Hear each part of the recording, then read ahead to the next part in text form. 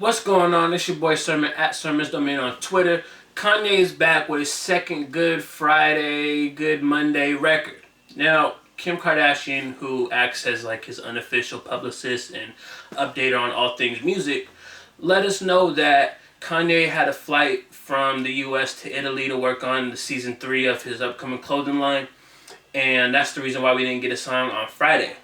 But she also shared the news that Kanye added 90 bars to No More Parties in LA, which makes a lot of sense considering we got that small little snippet and the record wasn't even done at the time. Or maybe there was a different version of it, but I'm kind of happy that he did this because it adds back to that anticipation for Swish. This is the first Kanye and Kendrick Lamar collaboration, and on top of that, it's over a Madlib beat. The beat was, it dates back to, I believe, around 2010 when they were working on My Beautiful Dark Twisted Fantasy. And, through the years, Kanye has kind of updated it and worked around the record. And finally, we have the final version, which may or may not make the album. One of my friends on Twitter, Bargothi, was talking about how these records might not be on the album because if Kanye already turned in his album and clearly he just finished No More Parties in LA, then maybe that's not going to be on the album. At least that particular record. Real Friends can still make it.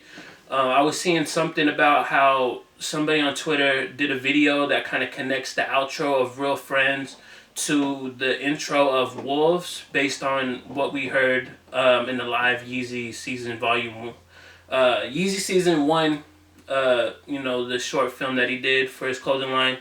And I gotta say though, this is a very good record. One of the lines that Kanye says that I really enjoyed was, "I know some fans thought I wouldn't rap like this, but the writer's block is over. MCs cancel your plans." We didn't, and that's like 100% true. It's like Kanye is like reading the internet and knowing exactly what we're all talking about. Because he hasn't spit like this in a long time. He hasn't done something where he's just going in for, several minutes. And I don't want to like discredit Kendrick at all because he had a really solid verse, but at the same time I don't feel like it stands out as much as Kanye's. Kanye has more depth to his lyrics. There's more lines that you could just pick out and enjoy and dissect and stuff. Like he said, "I wasn't inspired since Lauryn Hill retired." He said, "When did I become A-list? I wasn't even on A-list." Lines like that. And also like his cousin who stole the laptop in Real Friends gets brought up again. He says he still has love for him. Another thing that showed up and that DJ Booth kind of highlighted a little bit more that I like, okay, what am I trying to say? I know the lyric, of course, but it kind of just, goes over my head. So it's like there's a lot to digest, so I wasn't really focused on it, but Kanye kind of smoothly adds in a line where he talked about his best friends trying to kill him, like legit kill him, to where he wanted to have a bulletproof car, and tents and stuff like that. And I don't know, I think Swish is kind of shaping up to be like some kind of a family tale. It feels, or family and friends, something like that, because it feels like he's dropping these little tidbits throughout, these two records. And I wonder how much of a factor they play into Swish, because obviously the cousin, the whole laptop thing, it affected him a great deal. I mean, obviously it cost him, $250,000, but at the same time, emotional damage, having your family turn your back on you and try to betray you in that fashion is enough to make Kanye mad enough to reference it twice. So I wonder if we're going to hear more about this supposed assassination plot on Kanye West from his best friends.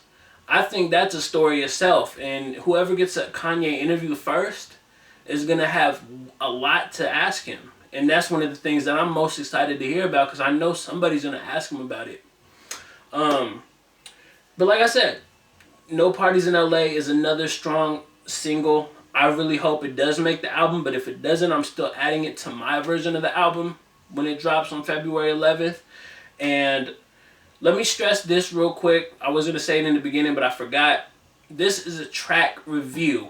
I don't know if the people watching are going to get this far, because I know a lot of people clicked on my real friend's review and they disliked it because it wasn't the song, but the title said track review.